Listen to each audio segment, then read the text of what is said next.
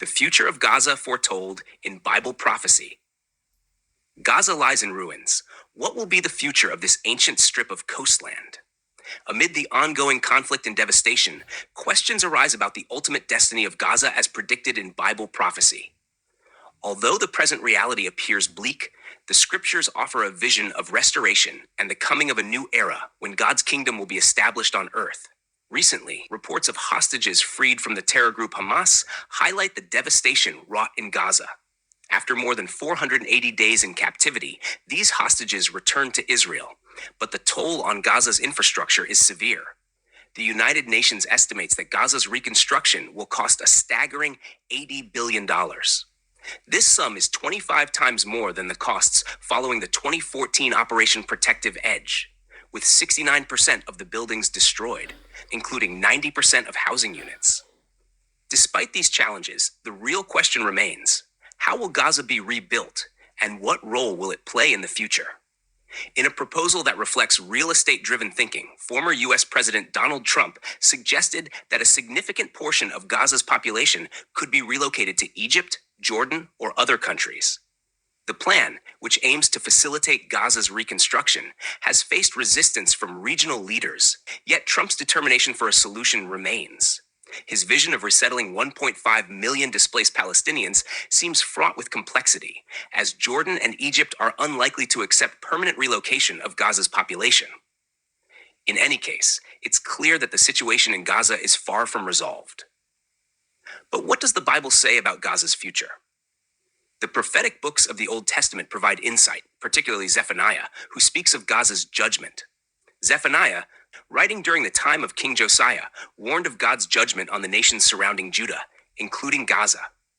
Zephaniah 2, verse 4-7, speaks of the Philistine coastland, a region that once thrived under Philistine control, but will ultimately be left desolate. In this passage, the prophet declares, "The sea coast shall be for the house of Judah." Zephaniah 2:7. This implies that Gaza's ultimate destiny is tied to the restoration of Israel, as God's people will inherit the land. Furthermore, Zephaniah's prophecy offers a striking promise for the future. Jehovah their Elohim shall visit them and turn away their captivity. Zephaniah 2, verse 7. This speaks of a time when God will bring his people back from captivity and restore the land.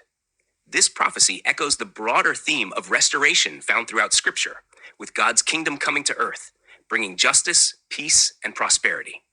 The restoration of Gaza as part of God's kingdom is not just about territorial control. It is a part of the larger vision of the second coming of Jesus Christ. In the New Testament, Jesus speaks of his return to establish his kingdom.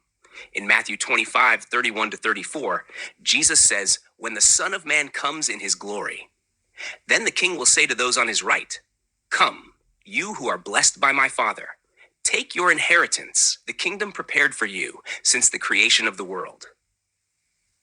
This kingdom is not of this world, but will be established by Christ when he returns to restore all things, including the land of Israel and its surrounding regions. True Christians are neutral when it comes to the political state of Israel. They do not support any earthly political entities or governments, but instead look forward to the future fulfillment of God's kingdom, where Jesus Christ will rule with justice and righteousness.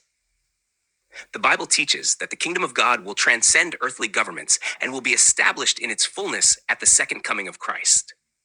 The focus for Christians is on the restoration of all things under Christ's reign, not on political alignments or territorial disputes.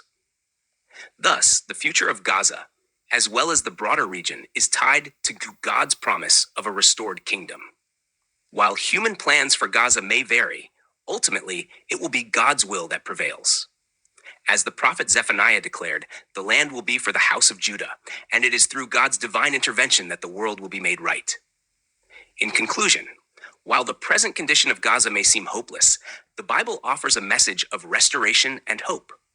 Gaza, like all of creation, will be part of the kingdom of God when Jesus Christ returns to establish his rule on earth. As Zephaniah foretold, the nations will be judged, and the remnants of Israel will be exalted, ushering in an era of peace and prosperity under the reign of the true king.